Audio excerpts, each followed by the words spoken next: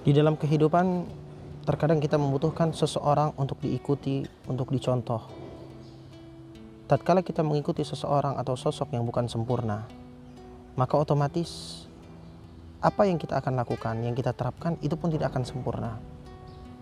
Allah Subhanahu wa Ta'ala telah mengatakan di dalam Al-Quran Al-Karim, ada sosok yang sempurna, yang di dalamnya ada suri tauladan yang sempurna, yang patut kita ikuti. Sehingga Allah mengatakan, laqad kana lakum fi Rasulillahi uswatun hasanah. Sungguh di dalam diri Nabi Muhammad SAW ada suri tauladan yang indah. Di dalam setiap aspek kehidupan, baik dalam berniaga, dalam berkeluarga, dalam bekerja, dalam ibadah, panutan kita adalah Nabi Muhammad SAW. Maka setiap orang yang mengikuti Nabi Muhammad di dalam setiap aspek kehidupannya, ia akan menjadi orang yang berhasil dengan sempurna dan akan menjadi orang yang beruntung di dunia dan di akhirat. Terlebih masalah kehidupan rumah tangga. Kalau kita ingin melihat kehidupan yang paling sukses di dalam rumah tangga adalah kehidupan Nabi Muhammad SAW. Tidak ada yang menandinginya, siapapun itu. Jangan pernah kita menyontoh di dalam drama-drama. Bahkan di dalam serial drama dikatakan bahwasanya itu adalah fiktif belaka. Atau jangan pernah kita meniru, mencontoh sosok-sosok yang berada di dalam film-film atau di sinetron. Karena semua itu tidak ada kebenaran di dalamnya. Akan tetapi di dalam cerita-cerita para nabi, di dalam kehidupan mereka yang tertera di dalam Al-Quran ataupun hadis, dikatakan oleh Allah, laqad kana fi qasasihim ibratun liulil albab ma kana haditsan yuftara. Di dalam cerita mereka itu adalah pelajaran, bukan suatu dusta, bukan suatu dongeng, bukan suatu fiktif. Kebenaran, pelajaran yang harus kita ambil dan kita terapkan di dalam kehidupan kita. Kita lihat Nabi Muhammad sungguh romantis di dalam keluarganya, sehingga setiap istri Nabi Muhammad merasa mereka adalah orang yang paling dicintai. Aisyah merasa ia adalah sosok yang paling dicintai dari yang lainnya. Sofia, begitupun Hafsah dan lain-lain. Namun bagaimana Nabi Muhammad SAW bisa mendapatkan dan meraih cinta yang begitu luar biasa, romantis yang luar biasa? Yang pertama, karena tujuannya adalah Allah. Sehingga Nabi Muhammad SAW diceritakan oleh Sayyidatina Aisyah, ketika di rumah Rasulullah SAW cerita, ngobrol bareng, bahkan seringkali bercanda dengan istri-istrinya. Namun tatkala panggilan Allah datang, dikatakan oleh Sayyidatina Aisyah, ka'annahu la ya'rifuna wa la na'rifu. Seakan-akan kami tidak mengenal Nabi Muhammad dan dia pun tidak mengenal kami. Langsung beranjak pergi untuk memenuhi panggilan kekasihnya, yaitu Allah Subhanahu wa Ta'ala. Ini adalah poin pertama untuk mendapatkan romantis di dalam rumah tangga. Karena seseorang yang ingin meraih sakinah, mawaddah, warahmah, namun tidak berjalan di jalannya Nabi, tidak berjalan sesuai petunjuk dari Allah, maka tidak akan mendapatkan keromantisan, apalagi sakinah, mawaddah, dan rahmah. Bahkan ma'asyiral hadirin, Nabi Muhammad SAW itu disebutkan tidak pernah memanggil kejelekan kepada istri-istrinya, tidak pernah menghina mereka, tidak pernah menyudutkan mereka, selalu memberikan kebahagiaan. Bahkan Sayyidatina Aisyah dipanggil dengan panggilan yang penuh kasih sayang, dipanggil dengan Humairah, bahkan dipanggil dengan Ummu Abdillah. Dan juga pernah suatu hari Sofiyah, istri Nabi Muhammad, pernah dibawa oleh seseorang yang bernama Anjasyah. Anjasyah ini adalah seseorang nasyid yang mendendangkan lagu untuk onta dan lain-lain. Maka pada saat onta tersebut berjalan, Anjasyah bernyanyi dan bernasyid dengan sangat tinggi, sehingga ini onta jalannya pun cepat. Maka Rasulullah melihat gitu, Rasulullah pun menegur Anjasyah.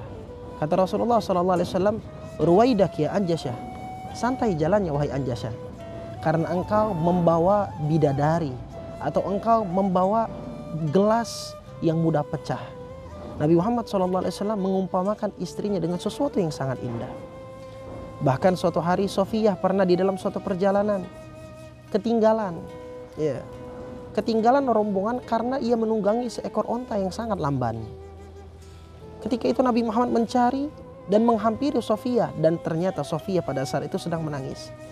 Ditanya sama Nabi Muhammad, kenapa engkau menangis? Ia pun bercerita curhat kepada Rasulullah bahwasanya onta yang ia tunggangi sungguh lambat, sehingga ia tertinggal dari rombongan yang ia berjalan dengannya.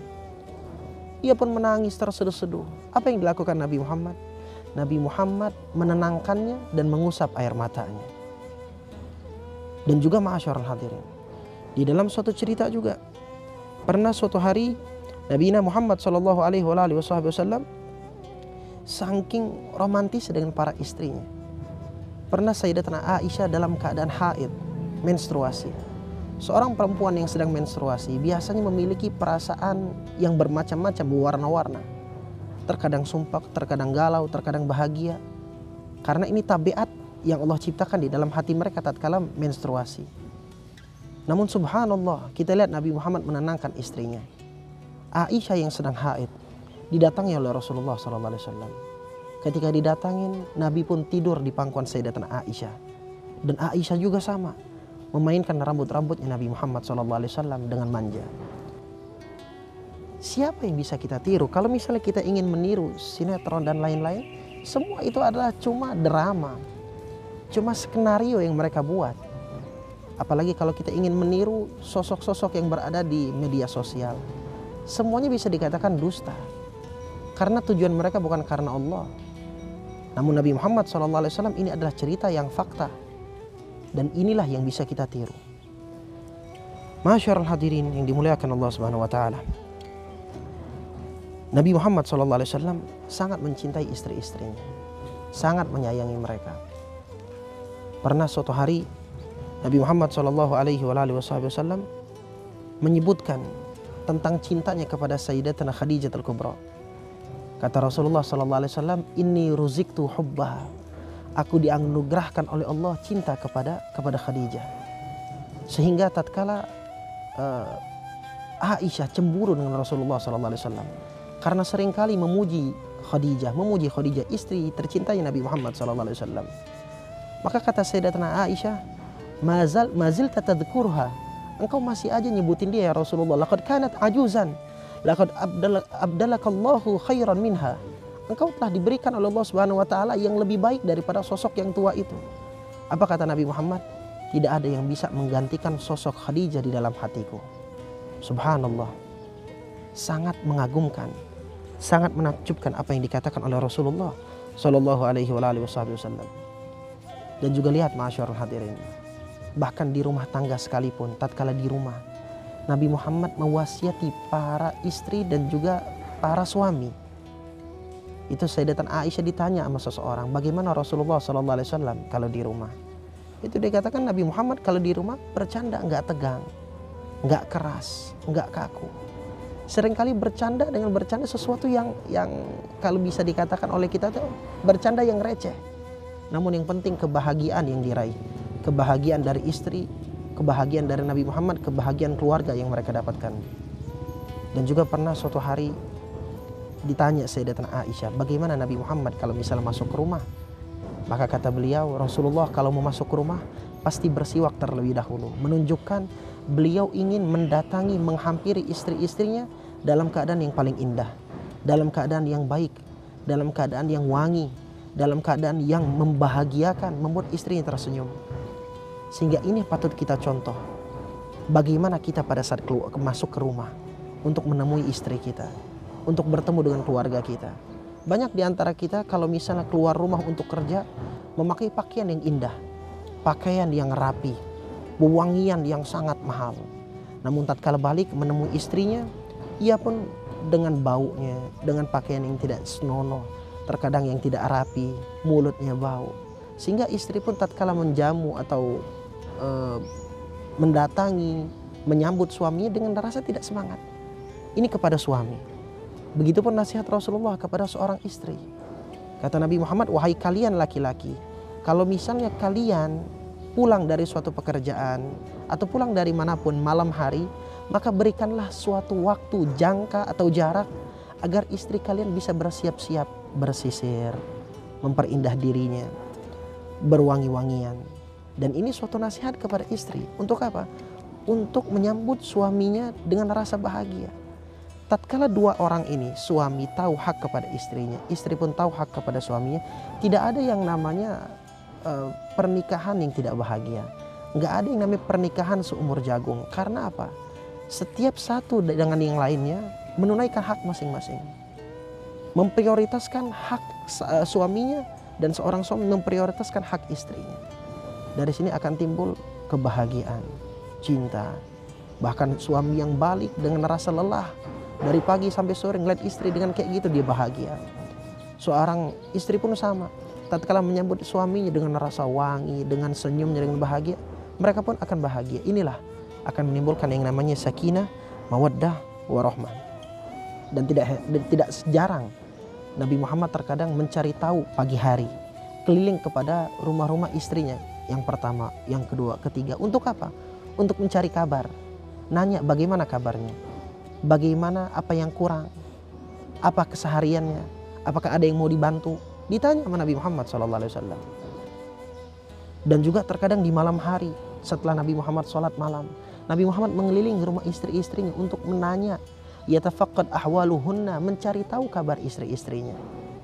Sungguh sosok yang luar biasa, sosok yang mencerminkan kepada kita keharmonisan di rumah tangga yang harus kita tiru. Dan juga ma'asyarul hadirin, di dalam rumah tangga Nabi Muhammad tidak segan untuk membantu istrinya. Banyak orang zaman sekarang, tatkala di rumah dia ngerasa, wah kalau laki-laki saya suami, saya tugas saya untuk mencari uang, untuk bekerja, untuk mencari nafkah. Tidak ingin, bahkan enggan dan gengsi untuk membantu istrinya. Lihat Nabi Muhammad, sosok yang patut kita contoh, sosok yang paling indah, sosok yang paling sempurna. Apa yang harus dicontoh dari Nabi Muhammad SAW? Itu disebutkan di dalam satu cerita, Rasulullah kalau di rumah fi mihnati ahli, dalam membantu rumah tangganya, mengurus rumah tangga, membantu istri-istrinya. Tidak jarang Nabi Muhammad bahkan menjahit baju dengan sendiri. Tidak jarang Nabi Muhammad membenarkan, membersihkan sendalnya dengan sendiri. Begitupun kita ma'asyarul hadirin, tatkala kita balik ke rumah, melihat di rumah tangga kita berantakan atau piring yang kotor, marilah usahakan untuk memperbaiki rumah tangga kita tersebut. Kita bersihkan tanpa harus marah, tanpa harus menyuruh-nyuruh, tanpa harus emosi. Karena kita tahu seorang istri pun mereka letih dari pagi menyuruh anak, mengurus anak, masak, menyiapkan rumah tangganya, menyetrika dan lain-lain. Maka ketika kita balik, datanglah dengan keadaan yang bahagia, dengan senang, sehingga istri pun menyambut kita dengan senang. Begitupun seorang istri, begitu mereka tahu suaminya balik pasti letih karena kerja yang capek, yang banyak, maka hendaknya ia pun menyiapkan keadaan rumah dalam keadaan yang sangat baik. Karena kullukum ra'in wa kullukum mas'ulun an ra'iyatih. Setiap dari kalian adalah sosok yang diberikan amanat oleh Allah dan akan dipertanggungjawabkan atas amanat tersebut. Seorang suami harus menunaikan hak istrinya, itu amanat yang diberikan sama Allah. Jika ia telantarkan, ia akan dipertanggungjawabkan. Seorang istri, dia pada saat suaminya keluar rumah, rumah tersebut, anak tersebut, amanah yang Allah titipkan kepadanya dan ia harus jaga. Ketika ia tidak menjaganya, ia akan dipertanggungjawabkan di hadapan Allah Subhanahu wa taala. Maka ma'asyarul hadirin, contoh keharmonisan ini, contoh romantisnya ini, tidak ada yang romantis melainkan Nabi Muhammad SAW. Tidak ada keluarga yang paling baik melainkan keluarga Nabi Muhammad. Bahkan Nabi Muhammad mengatakan orang yang mulia adalah orang yang memuliakan keluarganya. Adapun orang yang menghinakan, merendahkan keluarganya, itu juga adalah orang yang rendah. Dan kata Nabi Muhammad SAW, khairukum khairukum li ahlih. Sebaik-baik kalian adalah orang yang paling baik kepada keluarganya. Banyak di antara kita di luar pakaiannya rapi, indah, tutur katanya lemah lembut, sopan, dengan penuh lembut, dengan penuh kasih sayang. Namun kata Nabi Muhammad, yang asli, yang fakta itu bukan pada saat di luar. Namun lihat bagaimana dia di rumah.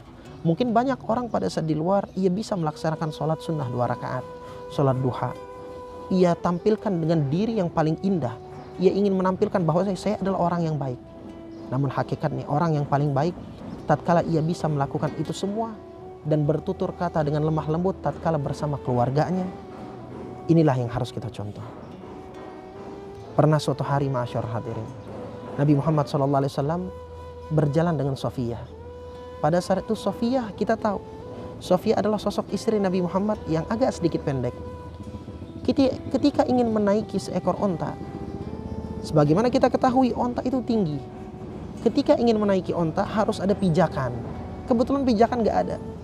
Maka apa yang dilakukan oleh Nabi Muhammad SAW? Nabi Muhammad SAW membiarkan kakinya, pahanya sebagai pijakan untuk Sofia naik kepada onta. Dan juga pernah suatu hari, ma'asyiral hadirin, Nabi Muhammad SAW melihat sesuatu yang indah, ya, dari keharmonisan yang ada di dalam rumah tangga Nabi Muhammad. Apa yang terjadi? Pernah suatu hari Nabi Muhammad melihat dari rumahnya ada orang Habasyah, orang Habasyi Ethiopia yang sedang bernyanyi-nyanyi, berjoget-joget di dekat masjid Nabi Muhammad. Nabi Muhammad pun memanggil Sayyidatuna Aisyah, "Ta'ali unzuri, ya Aisyah, ayo mari, coba engkau saksikan." Dengan harmonisnya, dengan romantisnya Sayyidatuna Aisyah menaruh dagunya di pundak Nabi Muhammad. Dan itu bukan sebentar, lama, sampai Nabi Muhammad bertanya 3 kali, "Amma syabi'ati?" Udah cukup belum? Udah cukup belum? Sampai 3 kali Nabi Muhammad mengatakan. Jadi tatkala kita ingin meraih sakinah mawaddah warahmah atau kita ingin meraih keharmonisan, jangan menunggu suami yang melakukannya terlebih dahulu, dan jangan menunggu istri yang melakukannya terlebih dahulu.